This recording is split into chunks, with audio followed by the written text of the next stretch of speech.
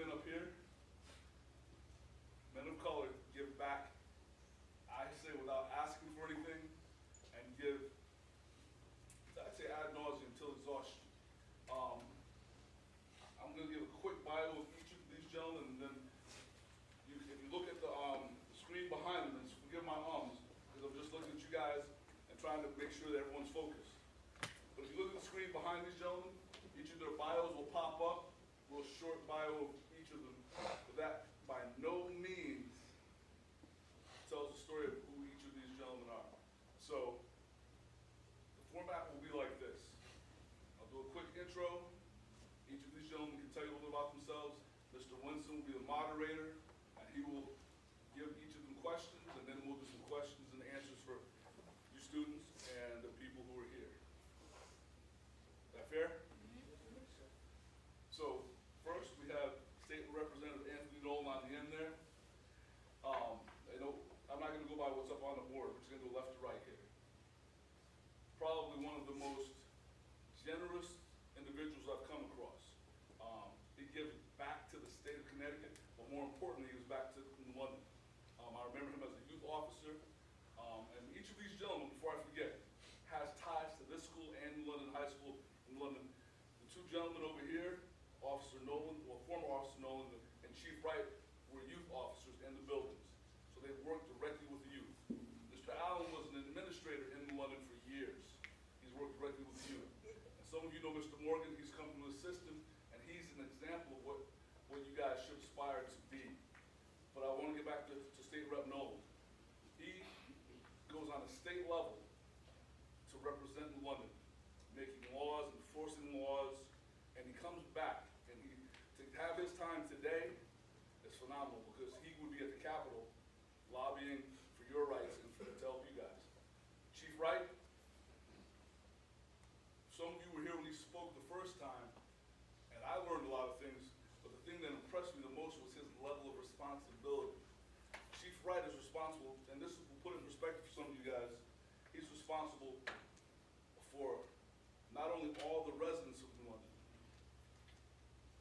the harbor, the colleges, the hospital, and all the people that travel in and out of the city on a given day. And I can't even remember the number. Was it close, like 40,000? On a daily basis, he's responsible. He has to make decisions to keep everyone who sets foot in the city safe. It's a big level of responsibility for each of you and each of us. And that's just part of it. Mr. Allen, I mean, I can't even tell you the level of, I can't even tell you the level. John Ross. I can't tell you the level of, listen, Mr. Allen is a man who's done so much, and I'm being as serious as I can. If you have, from being a college football player to running a prep school to being an administrator, he truly has done it all. And the fact that these three right now can give us their time is amazing. Right now he's in charge of athletics in all of Norwich. If Norwich would not have sports in their middle schools and elementary schools if Mr. Allen didn't step up. And he came out of retirement for the 15th time to revive sports in Norwich. And then, well, yeah, 15 is like an exaggeration. No. Might be 2 or 3 short. And we have our very own Mr. Morgan. Mr. Morgan walked these halls, went on to play football at Bryant, and I can go on and on and on. But the fact that he gives back to this community, and you can look at his bio up there, from coaching to being here in the summertime, Mr. Morgan does a lot. I want to thank Mr. Winston. Mr. Winston put a lot of time in with this, and he's moderating today. And I want to thank Mr. V and the administrators in the building, Ms. Ross, Mr. Lee, for allowing us to use this space and have you guys in class today. And we have some of the people in the back. We have Ms. Farquhar, Director of STEM. We have Mr. Orby from Athletics. Mr. Allen brought down one of his gentlemen from Norwich, Mr. Wes Murphy and his son. We have Aaron McGuire back here, Assistant Director of Health. New London great, down different back here. And the fact that we are live streaming this, we have to thank Mr. Tyree Blackman, and it's being recorded. So, gentlemen, I'm gonna pass this off to Mr. Winston, and I'm gonna step over. They can tell a little about themselves.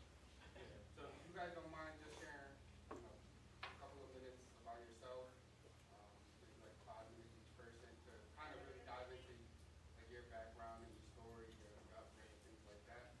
And then we'll go into some questions that we have for you guys. So yeah, I'll start with myself a little bit. So my name is Paul Winston. I'm a school social worker here. Really excited to have this as our first annual leadership conference for young men.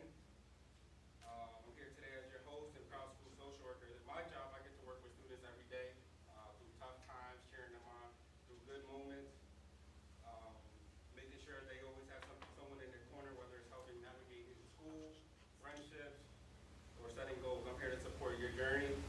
One thing I love about being a school social worker is just seeing the leadership skills that you guys exhibit every single day, whether it's helping someone, showing kindness, things like that, because that's also leadership, and that sometimes goes unnoticed. So leadership isn't just about being in charge or telling people what to do. Real leadership is about being a good listener, making smart decisions, standing up for what's right, helping others succeed. It's about turning your passion into action and becoming someone who inspires others. We're fortunate to have 4 guest speakers who definitely inspired our whole community, and we're grateful to learn from them today.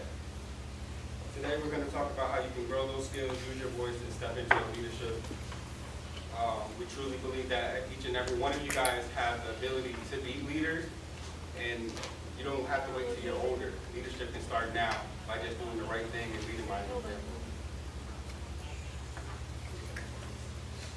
So if you guys don't mind, we'll start with Chief Brian Ray. If you want to just, Good morning, everyone. Good morning. Thank you for this opportunity. I really enjoy events such as this because it gives me an opportunity to engage, and more times than not, I learn more than I pass on. I look out amongst the crowd and I see some phenomenal young people. The capabilities, the talent that's in this room is immeasurable. I see many great things coming from those in here. A little bit about myself. I'm originally born and raised in Bridgeport, Connecticut. I came to New London often as a young kid. My sister and brother-in-law had moved up here, and I used to come up here as summers. I often say I knew New London before New London knew me. New London has given me a great opportunity, has provided me a chance to have a career, have a profession, provide for my family, but more importantly, make some great, great friends. Individuals and people who I see more than just a common friend, but family, and I'll forever be grateful for that. What also inspires me and makes me relish on the specialness about this city, this community, is we're unlike any other. The diversity, the culture, the swagger is so awesome and special. And then I get an opportunity to see individuals that I've known since they were young kids, and to see them blossom, to see them grow is just, that's what really gets me. I enjoy giving back. I think you receive tenfold more so than what you give out, and I'm really looking forward to this conversation today. And as I said earlier, I expect nothing but great things from everyone in here.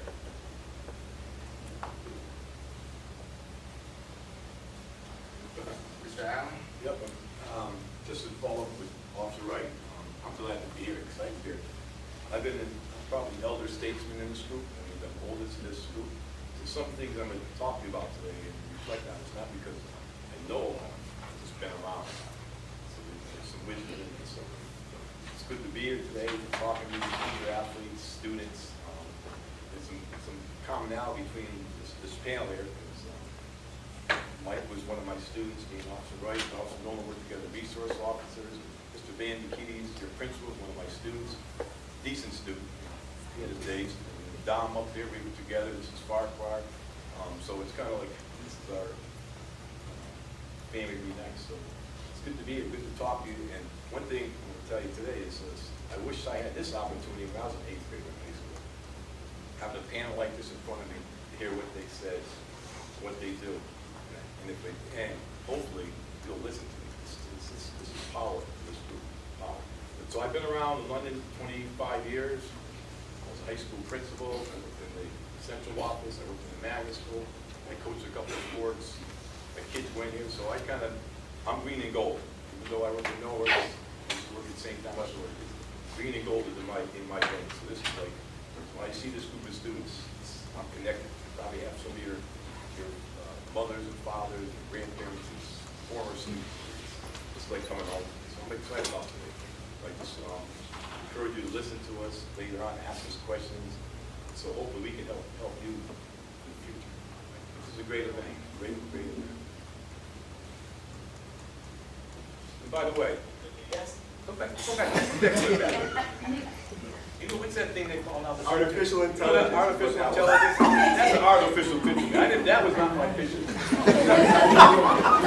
Some lady named Ross. Just to make sure. It's never looked that good in my life. I should have picked it up. I got a three-piece suit. I tell you what, though. I like the artificial. I think you look good, but for the record, you look big. Put that on your LinkedIn. Okay.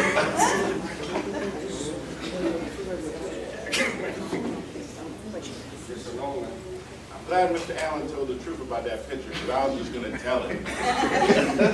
You know, Anthony Nolan, I'm 20 years state rep. I am so happy and humbled to be here, especially with the gentlemen that are up here. It's like a family reunion. We have worked together for probably the last 25 years, not a little longer.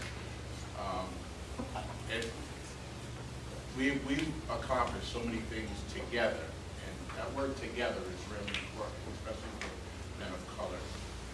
Because sometimes you have to work together in order to show a force and a power to let people know that you mean business.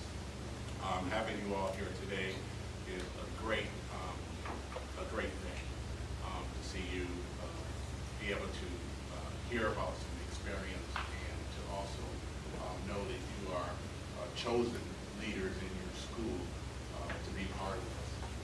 As the Chief said, it is really a blessing for us to be before you, because a lot of times we do learn more from you than we give to you. So I've been a state rep for 4 terms. This is my 4th term. Prior to being a state rep, or actually while I was a state rep, I was also a police officer. And I was a school officer for almost half my career.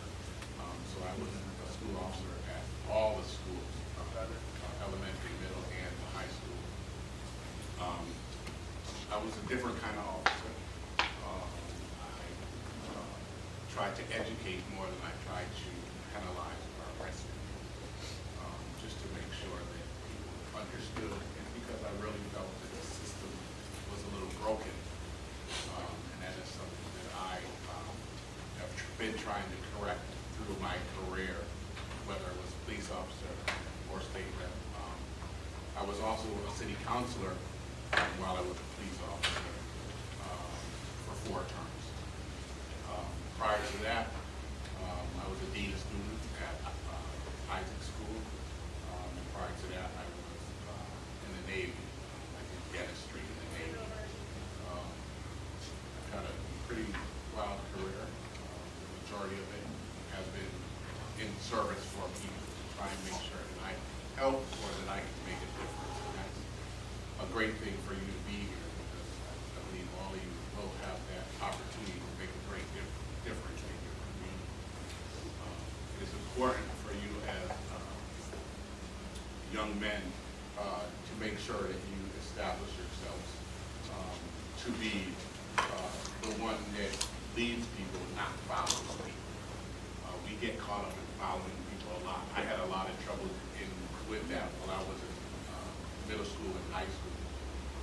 It took a lot for me to leave my family to get into the Navy to straighten out myself. But that's what I had. And being in this position now is the best thing that ever happened to me. And I look forward to making a lot of change. Still, even being as old as I am. Thank you for having us here. Mr. Morgan.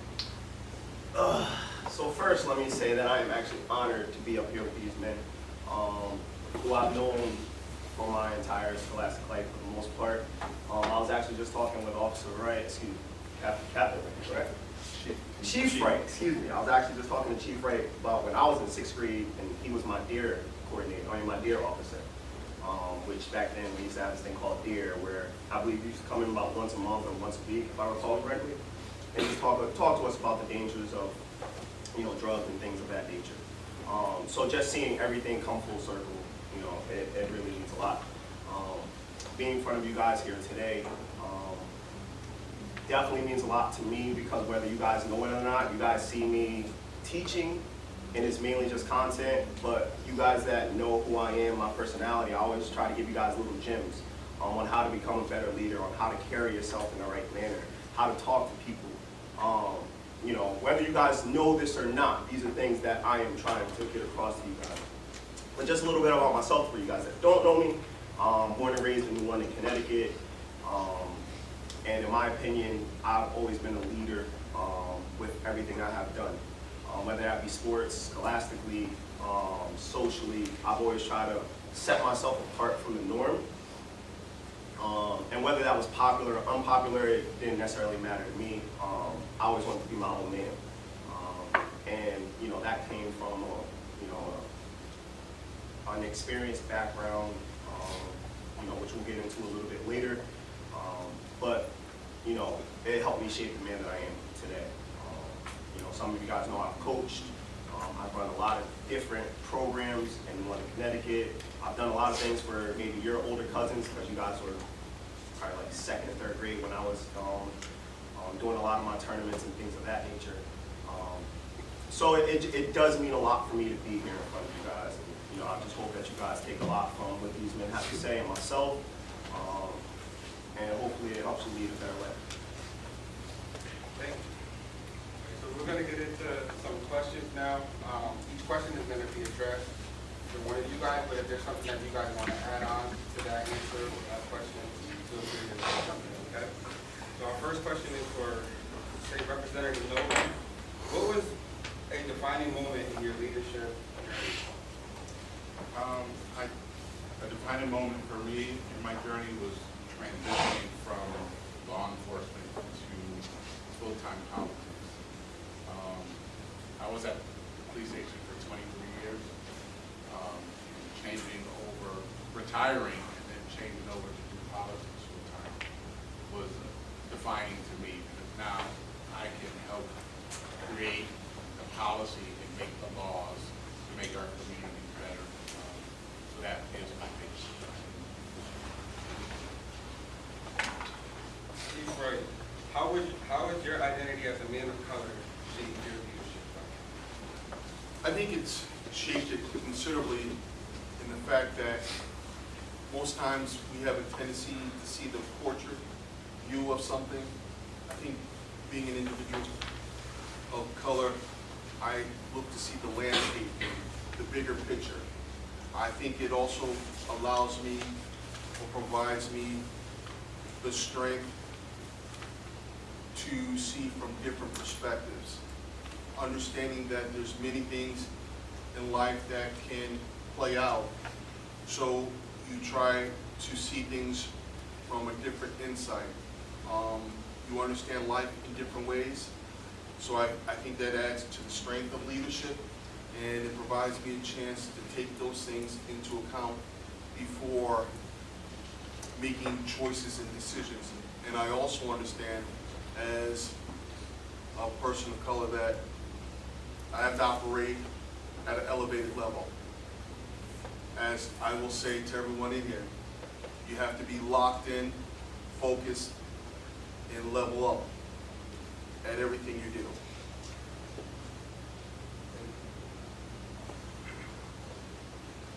The next question is for Mr. Allen. What barriers did you face early in your career, and how did you overcome them? That's a great question. In my career, I'm a little hard. I barriers, that's something in your way, bench, something you want to do, like to do. And I took a different position. I said I didn't want people to think I had barriers.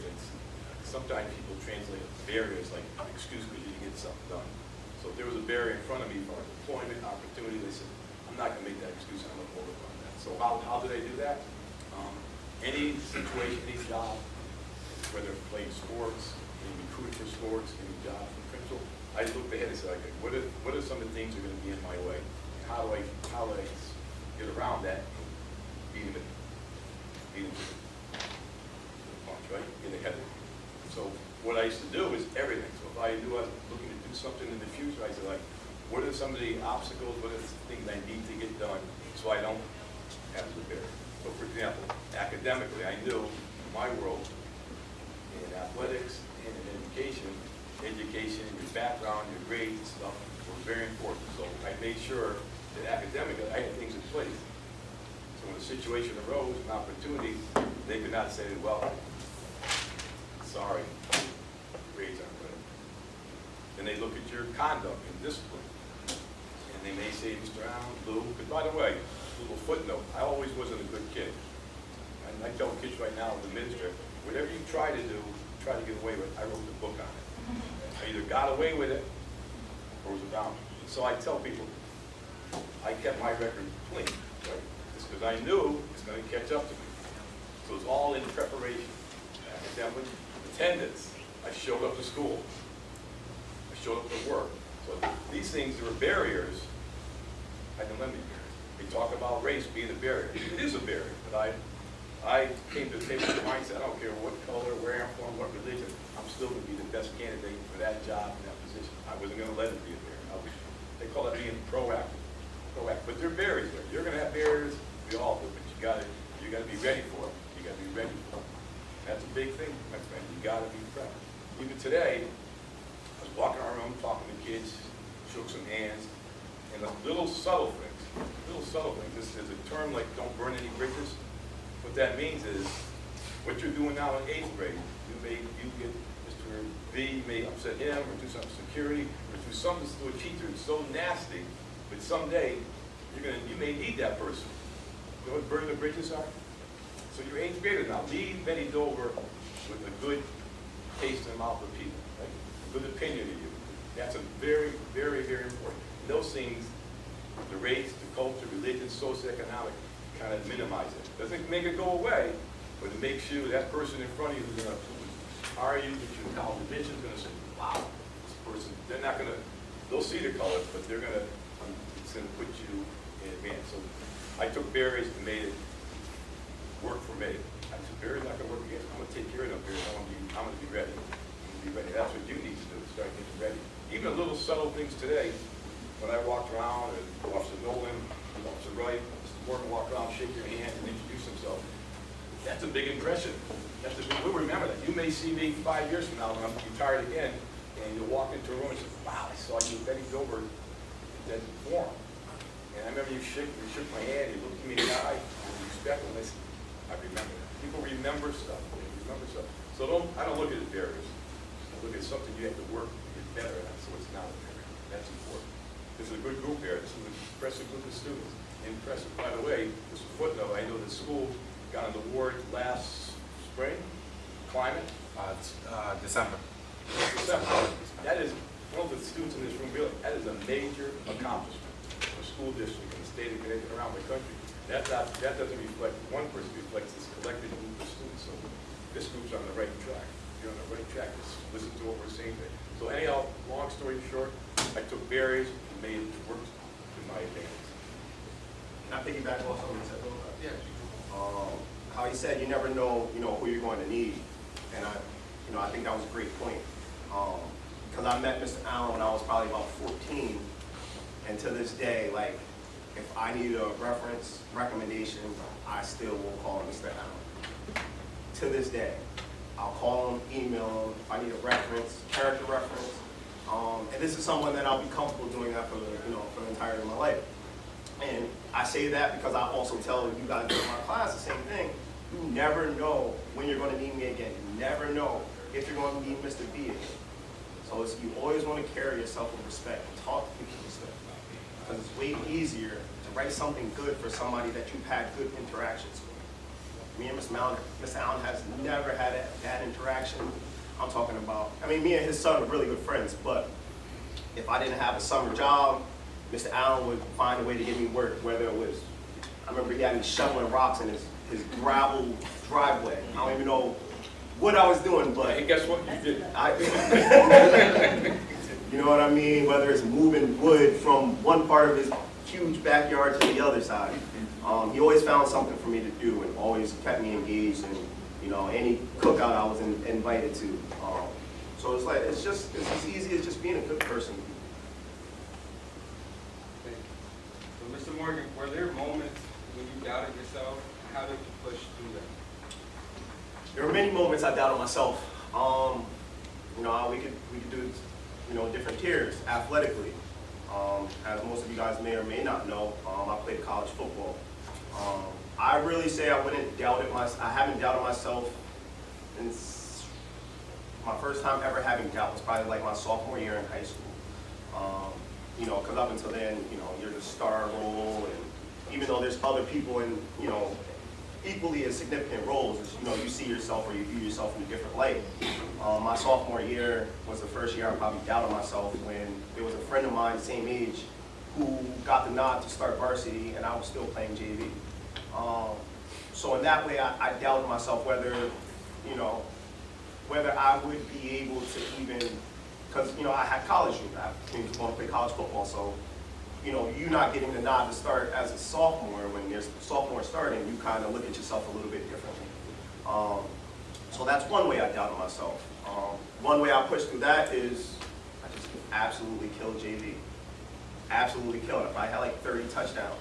I played defensive line. I didn't feel bad for myself. I just had to let the coaches know that they were making a mistake of not putting me on the starting line. Now, me as an adult and as a coach, I understand. I was probably 5'3". I get it. And there were dudes that were, bigger, older, stronger, probably not as fast, but probably more suited for the position than I was at the time. And then you just kind of, you come to a realization that when it's your time, it's going to be your time. Then you have scholastically. Doubted myself a lot when I was in college. One key time I can remember, I was having a hard time with my master's course. And at this time, I'm still in a full football schedule, so that means, when my class is meeting, I'm at practice. So I'm never able to kind of get the knowledge that they're gaining, meet when they're meeting, so I had to do everything on my own. And it was almost overwhelming to the point where I didn't know if I could even do this anymore. And that's another thing. I doubted myself my first week in college football. I was ready to quit after the first day. One thing that helped me out with that was I thought to myself, what am I going to go home to? My parents done threw me a party. Everybody's glorifying me for being, one of the only kids coming out of the area on a scholarship. People were proud of me. People were looking up to me. And that's what helped me push through. I couldn't come back home a failure. So I put that on myself heavily. And then scholastically, like I said, just doing a master's, which was the hardest thing I've ever done in my entire life. There were times where I couldn't quit, but mentally I was just ready to just call it quits and just say, I'm getting out of here. But, it's always good when you have a good background, a good emotional support. My mother would never let me feel bad about myself. She would always help me push through. My brothers, if I ever needed anybody, I was able to call them and able to speak to them. And that's how I got through a lot. You gotta have a good background. This next question is open to any of you guys. What's a piece of advice you would give your younger self starting out in leadership? Younger self starting out in leadership, so when you first started out, be prepared. Be prepared. And there's some things in whether it be leadership, jobs, something you can control. Stuff you can't control. Being prepared for something, you're going to a class, going out for a football team, going to a job, you can prepare for that. Right? That's something you can control. And so that to me, that's the most important thing. Be prepared, be flexible, and then do your homework. Do your homework. If you're not homework, math, ABCs, if you're looking for a job or going to a college, you want to know everything about that college. You want to know everything about that job. So when you go into that interview, that admissions interview, going from high school to middle school, middle school to high school, just be prepared. That's just do your homework. And the other stuff that you can't control will take care of itself. It's just all about preparation. A couple things I would add to that is understand that you get tested the most when it's time to elevate. The devil doesn't come for you when you're doing bad and things are not going good. It comes when you're doing well and you're looking to elevate. So you understand you're going to get tested the most when it's time to elevate. And two, please always remember, a title does not make an individual. An individual makes a title. So whatever your aspirations are, to be CEO, to be attorney, to be chief, to be congressman, president, doctor, whatever principal, whatever it is, understand that you make the title. That title does not make you. So so many times you see when someone says, you are, people, my name is, they start off with their title in their name. Last time I checked, my parents didn't name me Chief Brian Wright. They named me Brian Wright. The title is just something that comes with who I am because of how I work. So always remember, you make that title. That title doesn't make you. And as long as you live by that, you'll have nothing but success. If I can talk, I would say, don't be afraid of going against the norm. A lot of, it's tough because you guys are in a time of your life where your friends are everything and the decisions you guys make are usually for the group. Sometimes those decisions may not always be the best for the group. And I believe I was talking to one of you guys about this not too long ago. Sometimes when everybody's going right, you just got to go left. Or vice versa. Because at the end of the day, your life is going to be dictated by you and you alone. You're going to be in charge of a lot of the decisions you make, so just make sure you make the right ones for your future. So I think one of the important things is don't hide who you are, be who you are. A lot of people transform themselves to fit in. You don't have to do that. We all come with different, ideas, different struggles, different perspectives. Those are your strengths. Those are what makes you. If you believe in something, if you're fighting for something, stay focused. If you're alone doing it, still do it. Because sometimes the crowd around you might try and influence you to do something different than what you think you should be real about. Don't let them change your mind just because they're your friends. Have them join on with what you're trying to fight for. And a lot of things that I've done in all of the careers, and I'm sure all the gentlemen up here can tell you, there's always going to be a roadblock. And if you decide not to fight through it, then you're going to just continue to go through a revolving door. Be unapologetic if you really feel fire about something. Don't let other people influence you. Obviously, it's not for when you're doing wrong, but when you believe what you're doing is right and it helps the people around you, don't be shaken. Stay strong. Hold on to what you believe. Real quick, hold on one second. We're gonna take a 5-minute break because some of you guys are showing that to go to the bathroom. So We'll be back at 9:15, so if you have to go to the bathroom, come with me and I'll take care of it. And,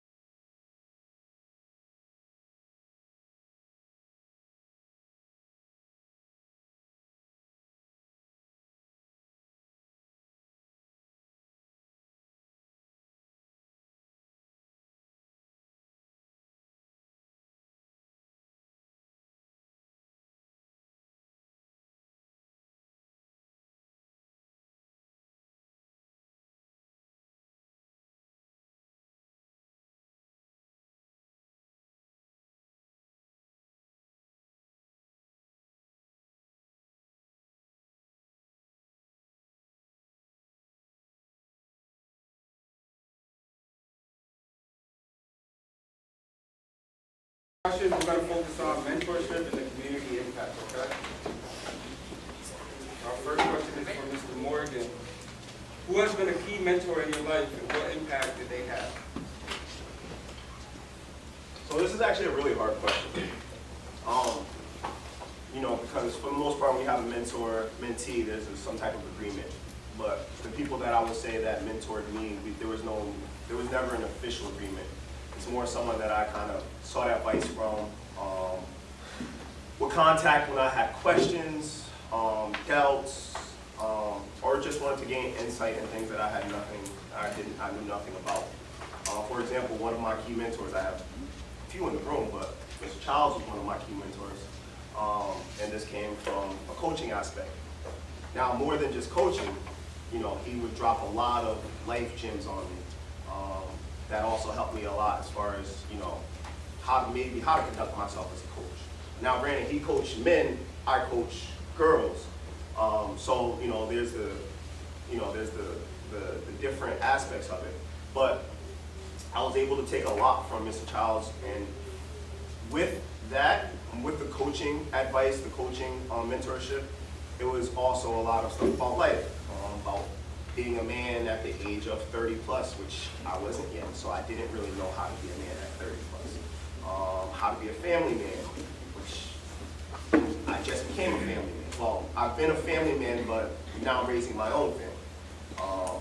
So whether he knew this or not, I took a lot of different gems from him, which, you know, is helping me construct the man that I am today. Also, Mr. Allen, he may not have known this.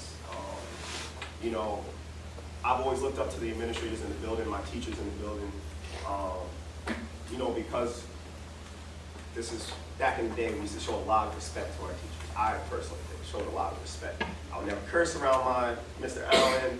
I would never talk ill about people around Mr. Allen. Whenever Mr. Allen came around, I made sure you know, my chest was poked out, my back was straight. I walked and carried myself like a man. But, you know, with Mr. Allen, again, I was able to see how he conducted himself as a family man as well, personally. Like I said, me and his sons are very, very, very good friends, so I was around a lot. So I was able to see how, you know, my father wasn't in the household. So I was able to see how he conducted his household, how he was able to, you know, do things, which he may not even talk about it, but none of his kids paid for college. You know, that's something that I want for myself and my child. They all had athletic scholarships. And that's not because that, you know, they were just these great athletes. They had a father that willed them to be that way. So that's something that I take in and, you know, would like to build off of. And then, you know, I have a lot of influences throughout my life. And I used to call them negative influences, but I don't like the word negative influences. It would just be people that I have in my personal circles that are doing things that may not be something that I necessarily want to do. You guys understand what I'm saying? Yes. So they may be doing something that may be against the law. I know that that's not going to be my life. You know what I'm saying? I always wanted to be, once I had my child, like, I want to be in my house. I'm not going to be separated from my house. So that's something that means a lot to me. So I do have many different influences, but again, the two main mentors that I would definitely say are these two men to my left and my right. And then also these men as well. I was able to know these men growing up and seeing us, Chief Wright and Officer Nolan, as much as they are, the way they're able to give back to the community, like that's something that I wanted to do as well. You know, when I graduated, I have a lot of friends that went and worked in the big cities, whether they were in New York, whether they were in Boston. My whole goal was to come back to New London and be a social change, and be a leader in this community. Chief Wright, how can we as men of color better support and uplift each other in leadership spaces? I think by being proactive, taking interest, making yourself available to help one another. Many times, sometimes we silo ourselves and view each other as competition when it's the complete opposite. Your successes are my successes. My successes are your successes. You know, when someone you know or can be available for succeeds, that should be just as gratifying for you as if it were you. That's the importance of having circles and keeping close groups, being able to provide helpful advice to one another, but more importantly, being able to point out, hey, you're slacking, you're not doing what you're supposed to be doing, holding your counterpart accountable for their actions. That's the definition of uplifting and assisting one another. You know, it's very easy to sit back and watch someone do things that are going to cause them to fail or be unsuccessful. But being able to intervene and pulling that person aside, not because you think or believe you're better than them, but hey, I want you to succeed. Once again, getting back to frame of mind, your successes are my successes are yours. And just bringing each other along, being that assistance, being that friend to either provide insight or sometimes just being able to listen or being that confidant. Mr. Allen, what role does community play in your personal definition of success? Before I answer that one, Mike mentioned mentors in our life. That was a question. People don't realize it. In this room, this panel, we all consider you young students our mentors also. We learn from you. We're not only do you learn from us, we learn from you. I always made a point to talk to students and listen. You teach us stuff. You're not. You have to teach us stuff. You're mentors. So I want to thank you for that piece. What was the question again? I got a short memory. What role does community play in your definition of success? It's pretty simple. Whether you're Officer Bright, Representative Nolan, Mr. Morgan, we don't do this by ourselves. We depend on each other. We depend on the police force to do things, the state reps, the schools, parents, community, the rec department. So we all work together. Collectively, we all work for the success of the school. So it's not that one person, one group, one entity, that everybody works at that site. That's why they call it a community. One thing about New London, which we were known for, and we still are, New London is a great community. Everybody said New London people stick together. You probably heard that, right? New London's our one big family, good, bad, indifferent, you may be crazy, you may be great, but we always stick together. This is our community. There's power in this number, power, strength in numbers. And that's how you become successful. Nobody does it by themselves. No. This room, by the way, you have a community. Mr. Morgan, Mr. Cormack, your athletic director, you got Don back there. This whole group, this is like our community. Everybody in this room is pushing for this group of individuals. That's our community. Everybody that's in that concept, the custodians, the cafeteria people, we're all like one group. We all go as one. So that's how we become successful. You can't do it by yourself. You can't do it by yourself. And one last thing before I digress again. Do you realize in this room, you know what self-esteem is and self-confidence? Everybody know what that means? You got to think good about yourself. Everybody in this room has potential to do what we're doing. This is a talented group of people. You may think right now, Mr. Allen's crazy, I'm not doing great in school, I may have some troubles there. That's your 8th grade. There's a whole life ahead. Everybody's I'm looking around you right now. You got unbelievable potential. You will all be successful. This is good to see. I feel good about it. You know what happens? Someday when you're successful, you'll be taking care of old people like me. This is your future. Everybody says, the youth, but you are. This is a lot. So when you leave here today, I'm speaking on behalf of everybody. They don't say they all have the potential, will be successful. And we're looking forward to working with you. We're looking forward to see good things out of you. So 3 years from now, I'll be walking down the halls and see you on the street. How you doing? Oh man, I'm going to Bentley College. I'm going to, right? I got a job at EB. So everybody understand that? Everybody in this room, when you leave today, just said, one person said to you, and all was going to agree, you got a lot going for you. You got a lot. You went a big step forward. You're in this room right now. Not everybody's in this room. There's 50 people there, not 500. So they must be doing something. But anyhow, back to we all work together. That's why things work so well. And just a little add on to that. For me, I appreciate and I really enjoy when people feel comfortable enough to have contact with me, whether it be through a phone call, stopping by the PD, or just when I'm out and about. For me, that is the true definition of success. When people feel comfortable enough, they disregard the title, they disregard the position, but they feel comfortable to have a conversation, say what's up, see what's going on. That, for me, means everything.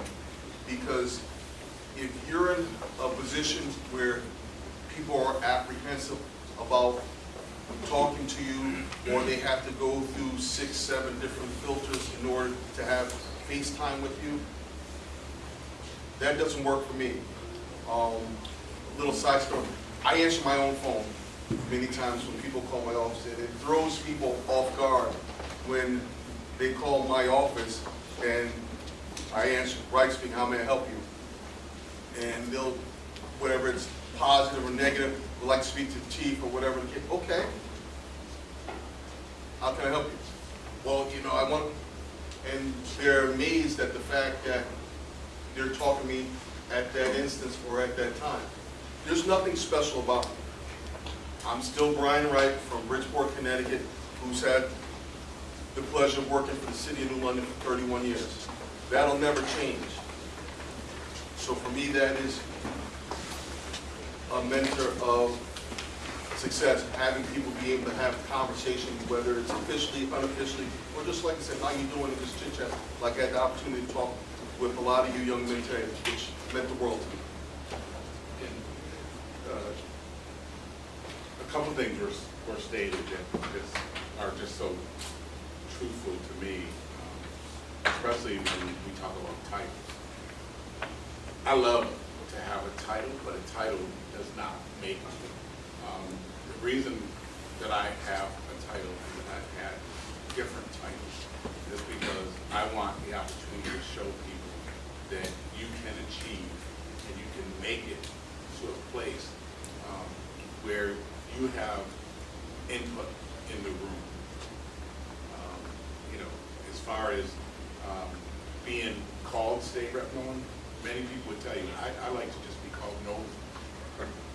You know, I'm not worried about someone calling me state rep. I'm not worried about someone calling me officer Nolan. I tell people when I introduce or when I said I'm Nolan. If people want to call me Anthony, that's fine, but I prefer Nolan because I want people to be comfortable enough to come up to me and call me and talk to me. The big thing about Mr. Allen touched on self-esteem. It took me a little while to build self-esteem. It wasn't until my older years that I found that I got dyslexia. So I used to sit back and I didn't like to talk in front of people as much. I faked it a lot because I had trouble reading and I had trouble comprehending and I had trouble remembering things. And even when I'm older, to this day, I read from things. And I got adults that say, well, he's reading from something. I say, I need to read from something sometimes because I need to be able to keep my focus. So I'll have my phone or I'll have something in front of me when I'm up in Hartford speaking or when I'm doing an interview on the news. I usually have something because it helps me remember sometimes because I forget. Mr. Allen said something about being old and forgetting. You know, it ain't always being old forgetting. But you have to be able to be, I guess, assured with yourself. And just because we might have some kind of disability or we might have something that's different from somebody else, it doesn't make you less of a person. It's actually, I think, something that should encourage you to do bigger and better. So I just wanted to share that. And back to mentoring. Mentoring, a lot of people did think that mentors are older than you, and it's true. A lot of you, believe it or not, could be mentors to us because you have a different outlook and a different view about some things than adults. You know, I don't always go to adults for answers to solve things in the places I am, and that makes adults unhappy sometimes. But I believe that you as youth have very good ideas for policies and laws and how to help us correct them. So don't stop because you're young. Use your voice and advocate for yourselves as much as you can, because what you think and what you say matters just as much as what we think and what we say. So actually, this next question is for you too. So, how can institutions create more pathways for men of color?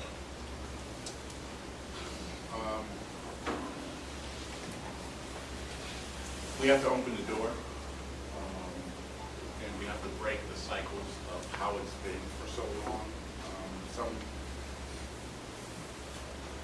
systematic racism, you guys know what that is? Where laws a long time ago were made to keep people of color out, to make sure that people of color weren't those in the room deciding the things that were making the policies and the laws for our communities and our countries. We have to break that. That is one of the biggest things I try and do. I make noise because not enough black and brown people are in positions to do things or to make changes in our community. Here at home in New London, all the way to Hartford, all the way to Washington, D.C. We have to fight extra hard sometimes to be in these positions, and we shouldn't have to do that. Some of the barriers are education, making sure that we get the education that we need. Well, we don't give enough funding for education.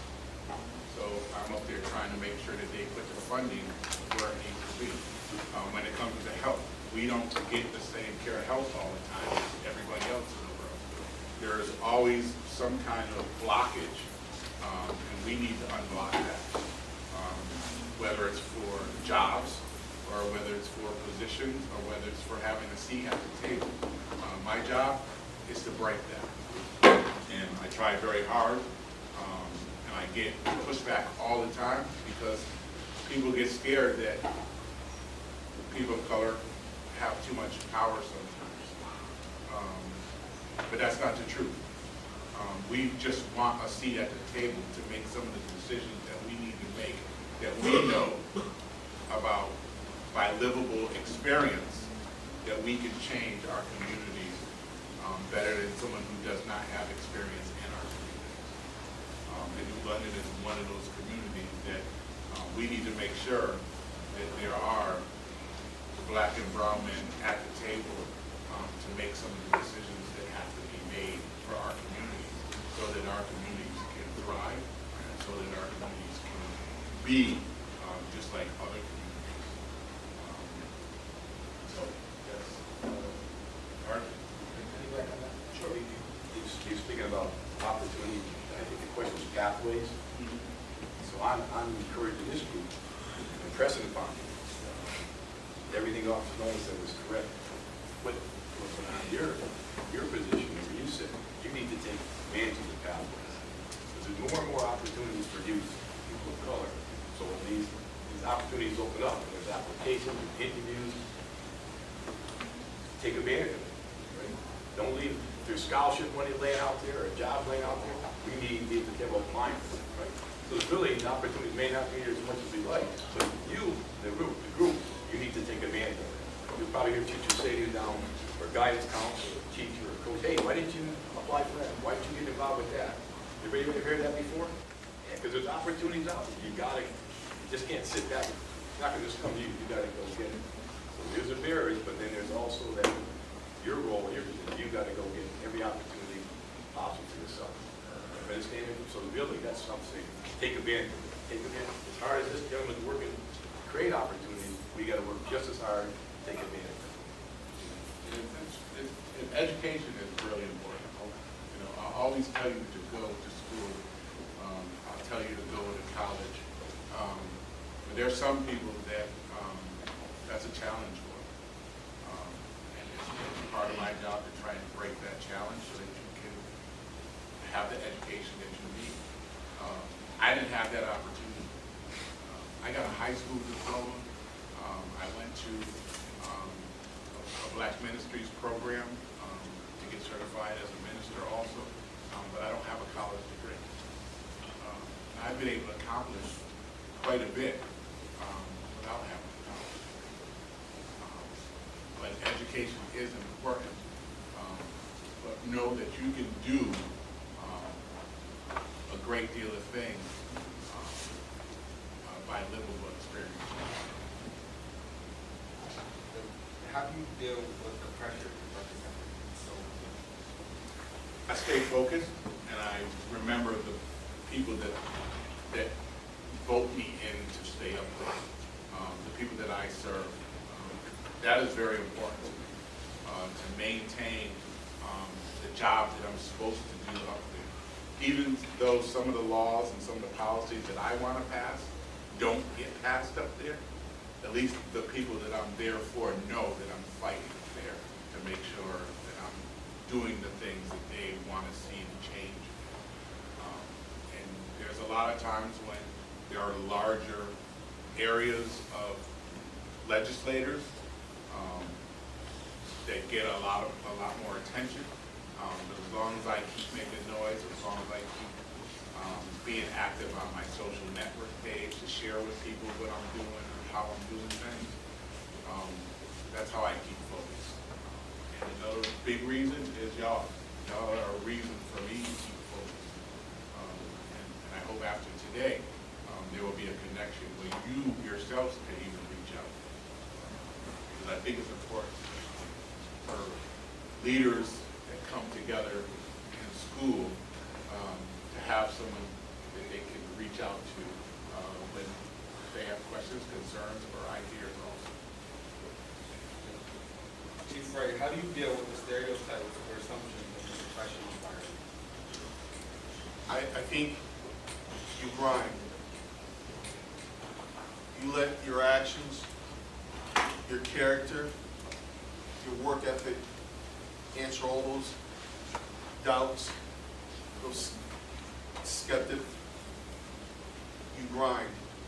You understand you hold yourself accountable because we always have to elevate to a higher level. And individuals are always looking for a reason why they didn't achieve that position or why you may have gotten that position. But the key thing is just grinding. Understand that, and I'm talking to each and every individual here, there's something extraordinary special about each person in here. There's no one like you. And we all have the capabilities and the ability to do extremely well. The only hindrances we ever have are the ones we place on ourselves. You got to be willing to let it go. Excel in everything you do, from how you deal with people, how you draft documents, how you interact. You're always looking to be better and do better. Every day when I wake up and open my eyes, I thank God for another day and opportunity, because that's exactly what it is. And every evening before I close my eyes, I thank you for giving me the opportunity. You think, I take 5-10 minutes, how could I have done this better? How could I have done that better? You should always be trying to evolve. Never getting lax and relying, okay, I did okay. Okay is not good enough. Okay doesn't always get the job done. Every time you have a task before you, every time you do something, regardless of how monumental or how minute it is, always look to get better. If you ever get to a point where you're just, I'm good, then you should really reevaluate what you're doing or what you should be doing. Because you should challenge yourself every day and everything you do to be better and do better. And I think when you do that, you knock down all these stereotypes and assumptions. Quick story. I remember the first time I saw a chief of color, Chief Riddick, who is now the West Hartford Police Chief. Then he was the Waterbury Chief. I was a young sergeant, I had my first invite to the big dance. It was a law enforcement executive meeting.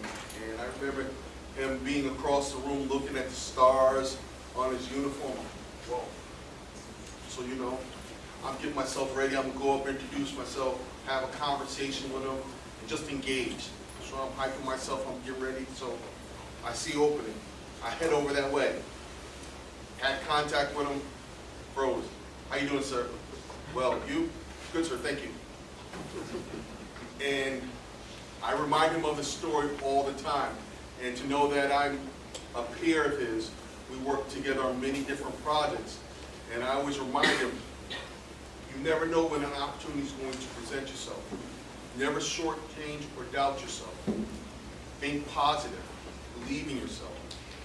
Because if I would have taken better advantage of that opportunity, who knows what type of gems or wisdom he could have bestowed upon me at that point in time. That's why it's always, if you don't understand, talk to someone who does do it or can do it. Not to say that you have to emulate what they're doing, exactly how they do it, but if you get that insight, you can mold it to work well for you. But never shortchange yourself, and always grind. Next question from Mr. Allen. We kind of touched on this earlier on, overcoming the barriers and preparation is key. But how do you deal with stress or failure? Stress and failure. I'll tie a couple things. First, I was brought up in the 50s. That's a long time ago. Part of our generation, our life, for people of color, and socioeconomics, not just about color, also about socioeconomics. And so we were hardened to deal with stress. Stress was just like getting up in the morning. You knew it was going to be stressed. So we kind of hardened ourselves. We didn't think about it. Boy, this is tough and stressful. But what we were told, I think Officer Wright spoke to it, it's a grind. My parents, uncles, aunts, and said, hey, it's a grind out there. It's a grind, and if you're not ready and you're not ready to work, ready to deal with it, that's the way it is. And we didn't get sympathy, like, well, what was me? Nah, that's the way it is. So I was brought up like different perspectives. I got hardened to that whole thing about the stress. But the other part, what was the second part? How do you deal with failure? To me, even harder. Failure to me is just, I don't consider it failure. It's failure when it's over, and it's not over. So you may fail today on a test, you may fail on a trial on a sports team, you may fail out for an interview for a choir position. If you fail, you don't keep trying. Failure is just temporary. I failed today, not fail tomorrow. You got to keep. That's how you can keep that perspective. That's a mindset. It's not even an option. So you just keep working towards it. So that's what you got to think. Because you're going to fail. Everybody fails once in a while. It's a steady stream of failures, and that's just not good. That's things you got to think hard. Just back to the right thing. Like just a quick story. My father, in the 50s, he sold real estate, sold houses, sold truck. But in the state of Connecticut, he was not allowed to be licensed to sell real estate, to be a black. He couldn't do it. That was like a big deal. And I remember in 1961, the state finally let him get a license to sell real estate. That's how crazy things were back. So we were like, that was a different generation. But he didn't give up. He just kept grinding ahead. And just like we're all going to be grinding ahead. It's nothing. Just get used to it. And you get kind of accustomed to it. Anybody here play sports? You ever go pre-season, you got to get in shape. The coach will make you run 100 hundreds and 6,000 push-ups. You know what that's like, right? And after a while, it gets a little easier, right? Because you condition. It's the same thing. It's just part of life. So I think it's just hard work and sticking with it. Just before I forget, I have a gentleman back there, Mr. Murphy. Can you stand up? Yeah, pay attention. Okay, stand up. We invited, they were honored to have it. I was so impressed with this event, how it was organized. They said, I want to make sure Norwich gets involved with this. I want to see what this is like. So what they're looking to do today is take this model, this format back to Norwich Public Schools, as a student and a leader. So they he could be sitting in this room right now, and Mr. Murphy should be sitting in this room right now, because he's doing the same thing that Mr. Morgan's doing right now. You know, so it's kind of like, this is like, you're not just, one, you're kind of spreading the gospel south, that's what you now tell.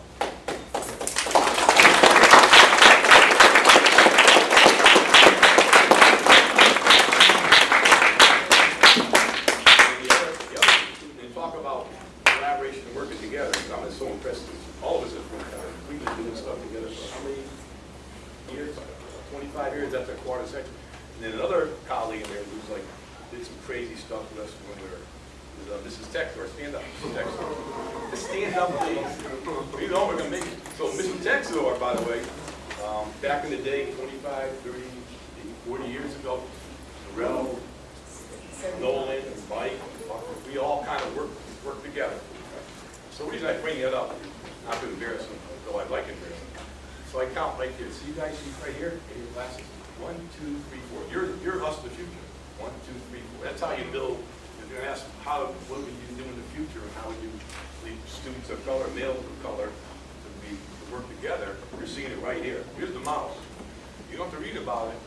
You're seeing it right now. You got 4, not 4. You got a lot of people. Our moderator, Mr. Childs, the whole group, maybe all working together. Because that's going to be a question there. How do you work together?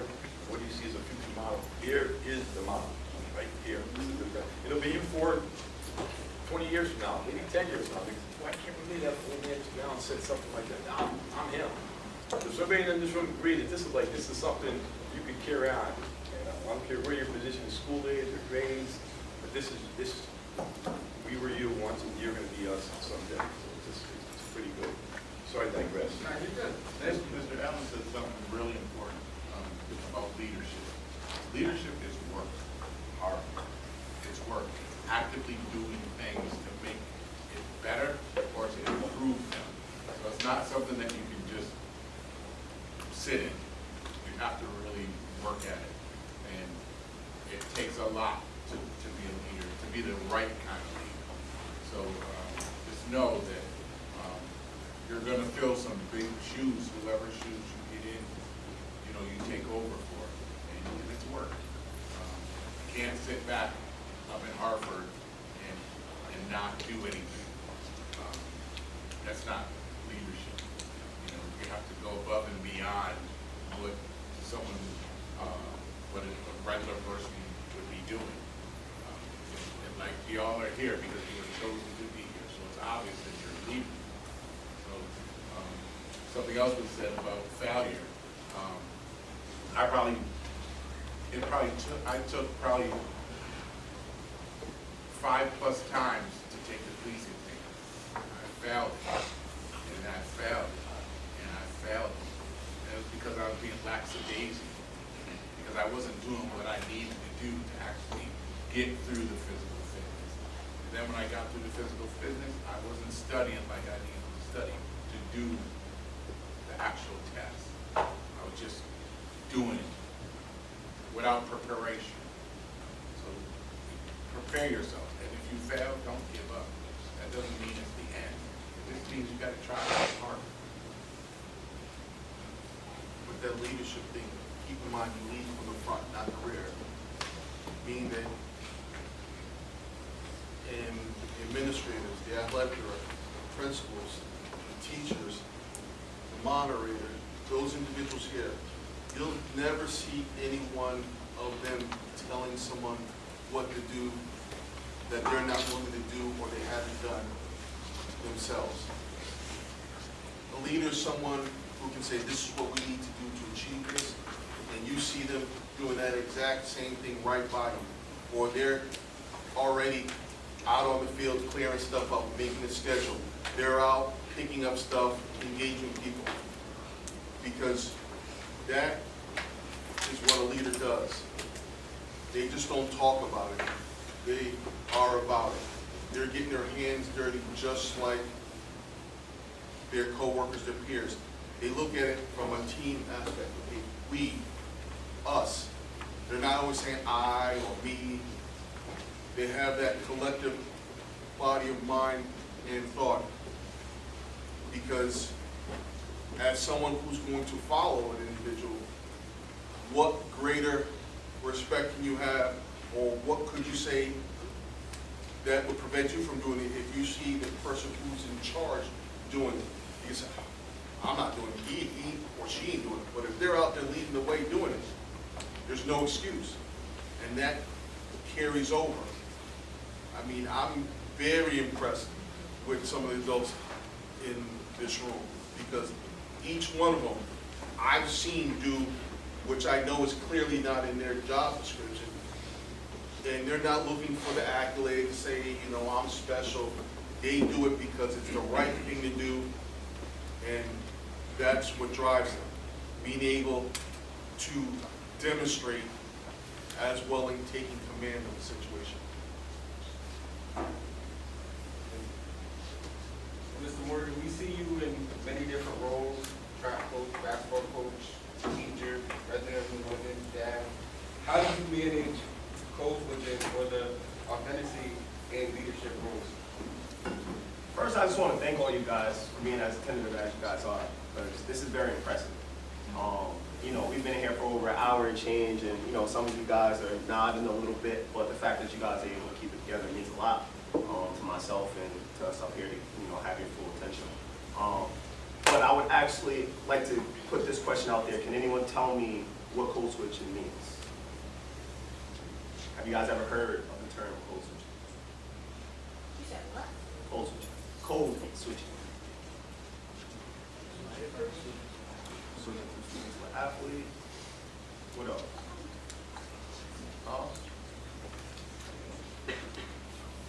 So you guys that have me in class, I often tell you guys I may not be this way outside of school. For you guys that have me in class, you guys probably heard me say that before.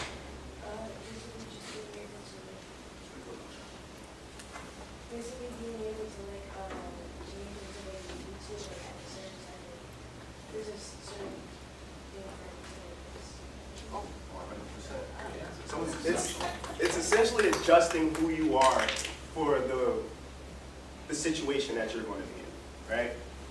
And when I was younger, when I was your age, high school, going into college, I had to do a ton of code switching, which was drastic. You know, I come from New London, where I'm a New London kid. I'm not going to lie to you guys. I was a New London kid. I used to get into New London kid stuff. I used to do things that, you know, me as a 37-year-old, I'd probably say you probably shouldn't be doing certain things or hang with certain people. And then it's like, I would leave that to go to this predominantly white college, right? Where 78% of the school was white, right? A lot of privileged kids from Massachusetts, from upstate New York, from, you know, the hills of New Jersey, like big money kids, right? So I would, at that point, like I would have to code switch. I'd have to change kind of who I was to kind of fit the environment that I was in. But then, as I got older, I didn't want to continue to do that. So a lot of you guys know I coach at Ledger High School, which I coach girls, which my girls are predominantly white.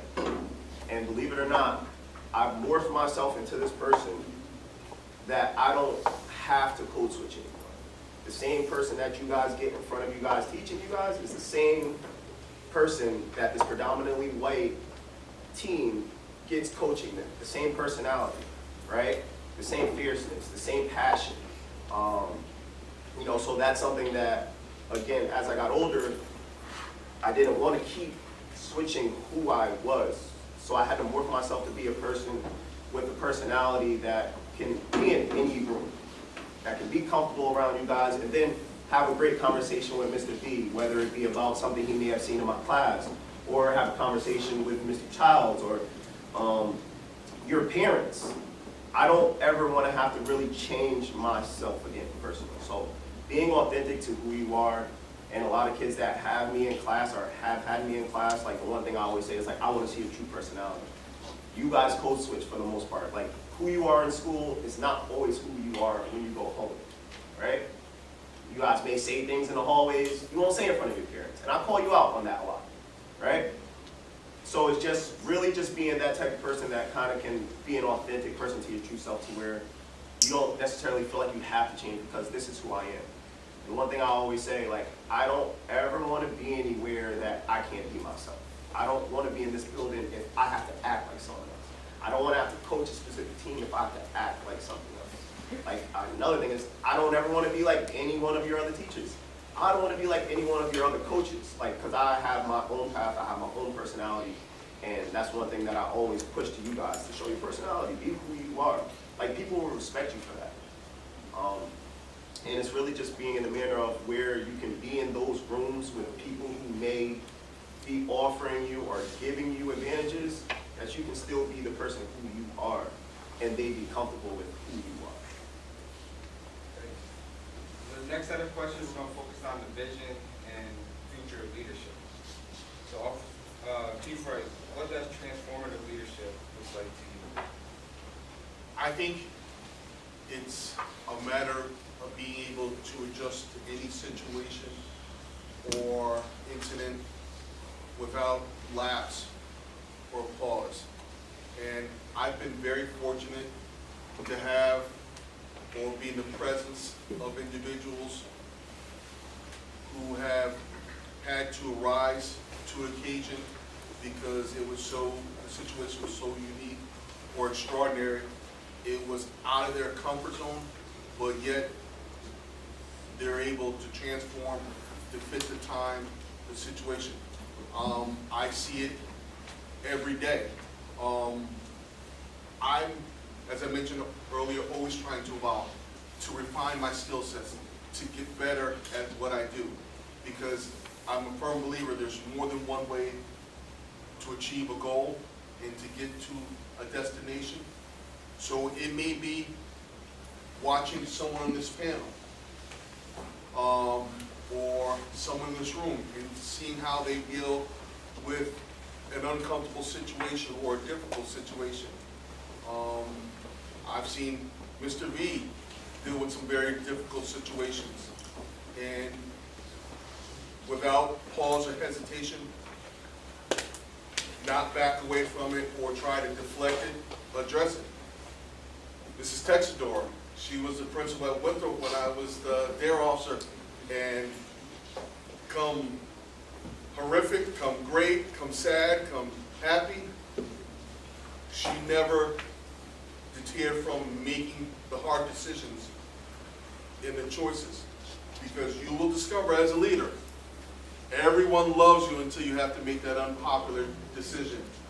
And when you have to make that unfavorable decision, Coach Orby can tell you, it gets very difficult because sometimes people don't want to hear that. So you may have been the person, the greatest thing since sliced bread. You make that difficult decision. Now you're feeling yourself, or you changed, or now you're not you, or this, that, and the other. That's all part of leadership, being able to make those unpopular decisions, be able to arise to the occasion.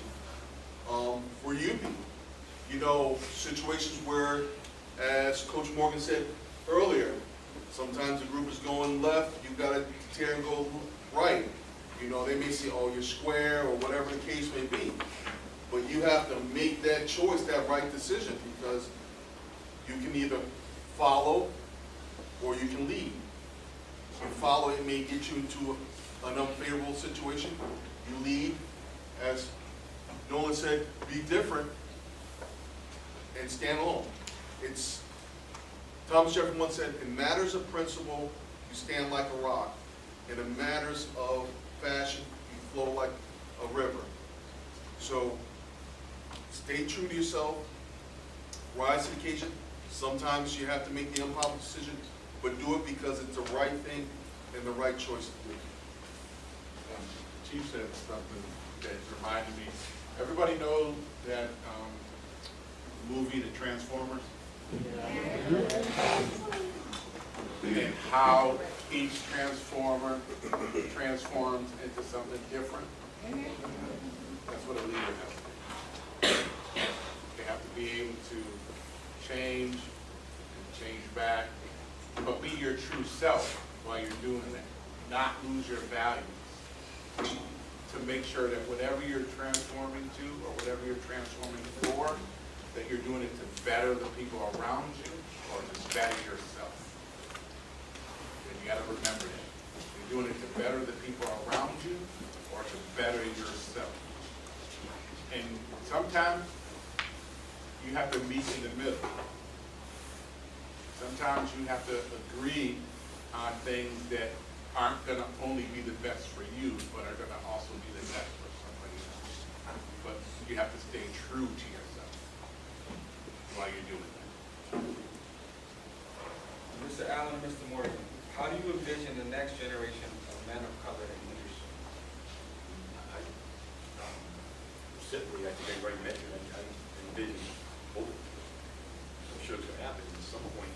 Groups of 4 of you will be sitting at a table just like this, talking to other group of middle schools and high schools and down the road. That's what I think. That's collaboration, working together, supporting each other, having each other's back. That's not only envision it, that's our hope. That's why we assembled today. This is a model we want to continue. It's not just a one-time, it's like just a vision. You carrying out what we're doing today. I mean, not to that guy rest. I think when your video this, it's live broadcast, right? Sure.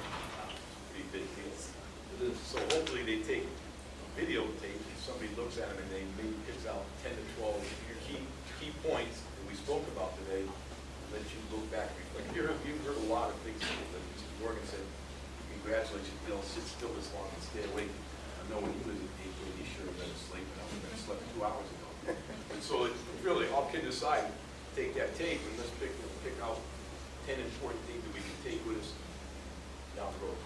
Whether it be the grinding thing, ups and right, possibilities, the norms, so back on the overcame things, Mr. Mike, Mr. Morgan with the code. Just some big takeaways, and take those things and continue on and move ahead. So we threw a lot at you today, a lot. So just hopefully we cut some of that out and take those things and use them as learning tools. So someday I can walk down the road, I'll be down there, the kids hang out from Burger King, hang out. What's the term, Cody? No. When kids hang out, what do you call it now? Chilling? Chill. I do. Chilling. When you're chilling, that's probably old too. When you're chilling there, wherever you chill now, I walk in a couple months, like, hey, man, I saw you at the Benidorm. Then you're chilling here. Remember we talked about grinding? We want you to take something away. There's a lot. For me personally, how I envision, I just want to see, I want to see you guys, especially, like I always say, I like to give it like 4 years from when you guys leave me to when you guys go to high school, because you guys are going to be completely different, right? So what I envision in those 4 years is you guys actually making change, whether it be in the high school that you attend, whether it be socially. I just want to see you guys just like become your true self, personally. Like that's how I envision. Because you guys have all the opportunity and potential in the world to make whatever kind of changes you guys want. Just don't take no for an answer. Hey, it's everything. Just for the group. This is today's format for this young males. But we're also going to be doing one for females. This is not like a guy thing, girl. It's everybody's. So it's just not all genders. If we understand that, it's not, well, the guys are going to do this, the ladies are going to do this too. That's one of our next goals, is take it, make it more comprehensive. So we're going to ask our female students to participate in the same type of thing. And at some point, we have groups together and look at this holistic. It's not just guys, it's guys and girls and everything else. Just think of this as just part of the continuum. Always remember, you are so special. The only limits you have are the ones you place on yourself. Your future is past the star in the moon. Regardless of what hardships or complications or difficulties you may be dealing with, stay positive. Believe in yourself. Because at the end of the day, your successes are our successes. Our successes are your successes. So do well and always propel yourself. before we open it up to the students' questions, Mr. Nolan, what is one challenge we must collectively address to ensure more equitable leadership opportunities? One challenge we must address. I think it goes back to making sure that there's opportunities for you to be part of things. It's opening the door to make sure that what you want to do or what you want to help do is available for you to do. A lot of times we don't find that we have the opportunity to be part of that conversation. And that's a challenge for young guys like you, just as much as a challenge for some older guys like us. But I think that's one of the biggest challenges that we need to overcome. And continuing this platform, we want to make sure there's no challenge to doing that. And I don't mean to be out of line if I am, but I'd like to do a youth leadership breakfast for these young men to try and help continue this conversation and try and help develop some of the things that you would like to see or some of the strategies that you would like to have in life. You get through that door, leave it open. Competition is not a bad thing, it's a good thing. You want that competition. You want that challenge because your game is getting better. So never look at your brother, your sister as competition. Look at it as it's motivation, it's elevating, okay? We get through the door, sometimes we want to close it because we don't want to prop that door, leave it open. You want any time a company, a business, adult, or school has contact with you, well, we want more of him. We want more of her, all right? Look at that competition, okay? We're going to all elevate, all right? I just have one thing to say to everyone here. Please understand how important it is to listen to these gentlemen. They've given us almost 2 hours of their day so far. And these are very busy men. And they've come to give this to you guys. And the fact that we were able to assemble this panel is mind-blowing to me because I know that, again, Mr. Nolan has a lot of things that he should be doing and could be doing. I'm sure he's canceled some things to come and see you guys today. Stay with me, guys. Chief Wright has to run the city and protect the city. He's here for you guys. Mr. Allen, you know, I can't tell you all the things that he does. Stay with me. But he gave up a lot of stuff and in the city of Norwich to come to speak to you guys. Mr. Morgan, he has classes that he could be covering. He has things he could be planning for track, for his teams, and he's doing this for you guys. So please try to understand how important it is. Because these guys came for you today. All right?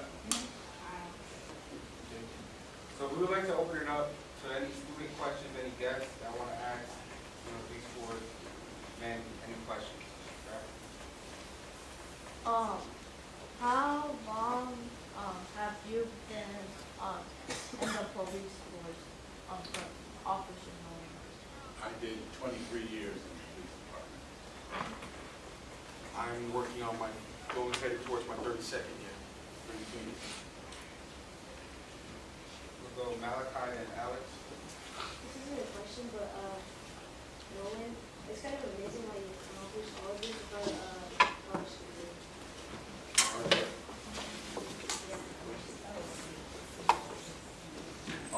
What's the hardest part of being a police officer? Excuse me one second. I guess Representative Moon votes the hardest part, I would say, is to piggyback off something what Coach Morgan said earlier. Staying true to yourself. Granted, there's a lot of stuff that an officer may encounter during the course of their career.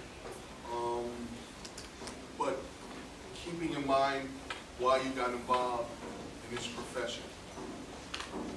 Despite all the things that have gone on in the world in association, I still believe it's one of the noblest professions known to man, but it takes selflessness and it takes service.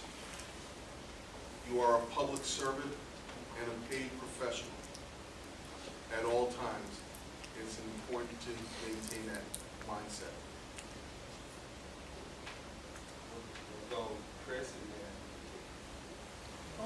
So, Mr. Moore, what are your biggest roadblocks of being a politician?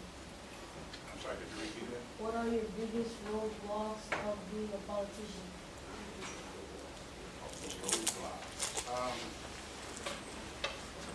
Biggest roadblocks are trying to make sure that we get funding to where it should go, instead of going to those who are better off. That's one of the biggest roadblocks. And also, trying to get people to pay attention to what I'm doing. Some people think just because you're up there that everything's going to go the way you want it to, but it doesn't always do that. And people find out afterwards because they don't pay attention during the times we need them to pay attention. And I have to apologize because I'm voting for stuff while we're doing this, so I'm sorry for if you hear- Multitasking is probably one of those ones too. The question for Ray, how do you feel when you see young kids, like after the officer do things that they shouldn't do, you know, that they have so much potential? First of all, I would like to have your voice. I think that would be a good start for me to have that deep voice. But I think when I come in contact with young people who may not be making good or strong decisions, one, engage in conversation, trying to find out why, for what purpose. And as long as it's not something that's too egregious, to try to attempt to make it a learning opportunity. You know, provide them with insight, okay, this may not appear to be a big thing or a major thing for you right here, right now, because you have a portrait view. I try to get them to expand to get a landscape view. This is how this may lead to that, and then this, or how this contact could turn terribly negative and be a point of contention for you going down the road in future things. So I think having or taking the time to make it, when possible, sometimes choices may be made that there has to be a direct consequence. But if it could be an opportunity to learn, and the person or individual seems as okay, dang, it's sinking in now, they kind of understand. We try to work it out that way. Sometimes, like I said, we're all guilty of it, having, and you'll hear me always refer to a portrait view. You know, you just see what's in front of you. You don't start to see the bigger picture of how this can parlay into something else. So I always advise people, try to see the landscape view in everything you do, not the immediate gratification or effect, but how it can roll out to something else. And engaging with young people, it gives me insight, because you know, you start to see things a little different, and you know, I rely on my children, who are much older now, but you know, just, you know, they're quick to tell me, bro, that's not working, or you know, it's like tone back on that.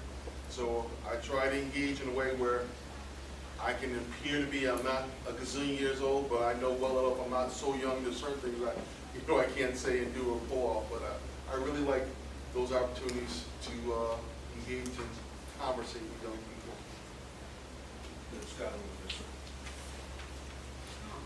Skylar. I was gonna ask, Ron, right? Chief. Anthony, Chief, right, what made them want to become police officer? Okay, that's a good one. I never had any aspiration of being a police officer. Didn't think once or twice about it. Had no goals whatsoever. Little quick story, I went to school with the same group of kids from kindergarten through high school. There was a core of about 12 of us. And, you know, we get together after the fact, and some became police officers, and we'd be out and they talk about the first story, okay, second story, by third story, like, anybody could do that. And it was sort of like, oh, there's a warning. Take a test on Friday, be a cop on Monday. What you saying? So, you know, we go back and forth, and it wasn't until sometime later, the opportunity or the thought that they were running an exam in New London was brought to my attention. It was also brought to the attention of a friend who said, oh, here's an opportunity to put your money where your mouth is. So we made a wager. I took the test. It was at what is Norwich Tech now, was Three Rivers College back then, and it was packed. I'm like, what are they giving away this? I mean, it was just so filled. And I get up there, I pass the test, I get the results. It's like, well, you know, that's the easy part. It's going through the whole process there. So we doubled up, doubled the bet, and then the farther along I got in the process, I was like, wow, I could really do this. I like working with people. I like being outdoors. I like doing different things.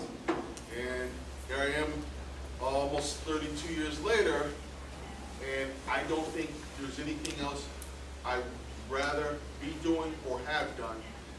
It's provided me an opportunity to work in a great community, provide for my family, have a profession, and make some lifelong relationships. And I'll forever be grateful.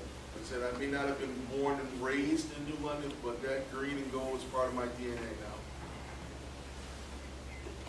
Mr. Nolan, too. Sorry, could you repeat your question? What made you want to become a police officer? Seeing the way that back when I was young, how police were treating people, I felt the need to take the opportunity to try and become a better police officer than the ones that were around when I grew up. So that is the main purpose. And then I wanted to be part of change, and that was the bigger part. Joel, Yonder. This is a question from Mr. Morgan. How did you get past like self-doubt when you didn't make like varsity in like high school, right? And like college, like how did you get past like doubt and doubting yourself? That is a really good question. I just never, I've always seen a plan for myself. I've always seen a picture for myself of how my life would be. And I knew that, you know, you'd have hardships. And I believe Mr. Allen was talking about it earlier when he was saying how he was growing up. Very, you know, obviously we're generations apart, excuse me, not generations. Decades apart. But I just came up in a really tough time, tough household where I had a lot of hardships growing up. And I never really let it affect me. You know, there's times where, and my mom hates when I tell this story, but there's times where we had to heat up hot water on the stove so we could take a hot bath. And regardless of all the things that I've been through, I never looked at it as though I'm not fortunate. You know what I'm saying? Like, I didn't look at it as though, oh, woe is me, I felt bad for myself. I've never felt bad for myself. So that's really one way of just kind of like getting through doubt. It's like, all right, there's going to be another day. Like, the sun's going to come up tomorrow. Like, that's another opportunity to do more. You know what I mean? I never really just let myself get into my own feelings where it's just like, you know, the world's against me. Like, and I feel like I tell you guys that all the time. Like, don't keep yourself somewhere where you don't want to be. You know what I mean? That's mentally, emotionally, physically. So I feel like that would be one way that I got through those steps. This is a question for Ray. Like, what's one of the biggest problems you face in your career? That'd be a list. But with every hardship, I've always tried to view it as an opportunity to grow, to get better. Because regardless of where you are or what you do in life, there's always going to be pitfalls, hardships, negativity, but you have to find a way to navigate through those things. And I think, first and foremost, a strength drawn upon faith in God and that support system that you have in place. Because life ain't always easy.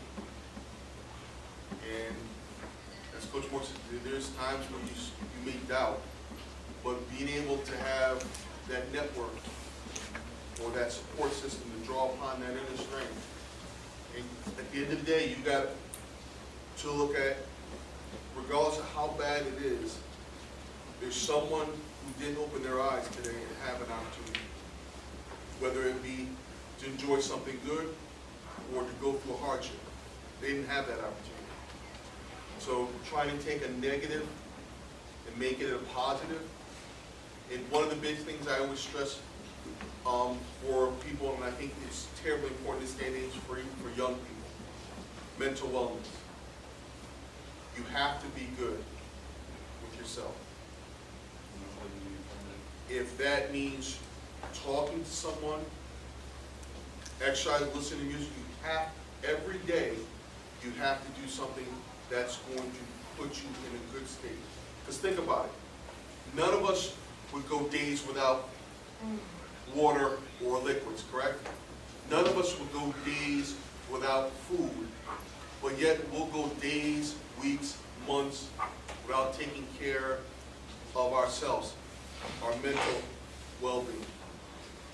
And that goes just as true for young people, particularly in this day and age. Although there's some negatives getting old, the benefit is we didn't have to deal with many of the things that you have to deal with today, and I understand that. So please, every day, carve away some time to be good with yourself, because you can't be there for others unless you're there for yourself first. We got time for one more question. Mohammed. How do you resolve London problems and conflict? I think, first and foremost, communication, partnerships, relationships. Being able to identify problems, and then having communication with shareholders, meaning that the people that it affects, and getting a better understanding of how they see the issue. Because understand, we all have different insight and perspective. What may be an issue for me may not be one for you. But when you get an opportunity to talk with those who it affects, or is an issue for, and be able to explain, okay, or understand what they're saying, because many times, first thing, we usually listen to respond rather than listen to understand. So when you active listening and you listen to understand someone's perspective, you get great insight. So you identify it, then you discuss it, come a long ways to deal with it. Now, many times it doesn't completely eradicate the issue or problem, but as long as you're actually working to resolve it and address it, I think that's key. And one of the things I learned very on, rather than coming up many times with blanket policies, you got to have conversation with those who it affects. Because if I sit there from a position of leadership and just make a decision which, one, it didn't have to be made that fast, two, without getting input from those that it affects, I'm not doing what I should be doing. But if you combine all those different things, it usually works out in a positive manner. And you have to show through action and not so much as words. Because we can say, yes, we're going to solve that, we're going to do that. But if the people who it affects don't see that proactivity out there really trying to do it, then you achieve nothing.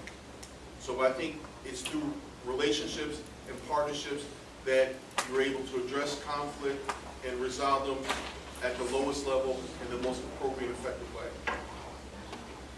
Can we give our guests a round of applause?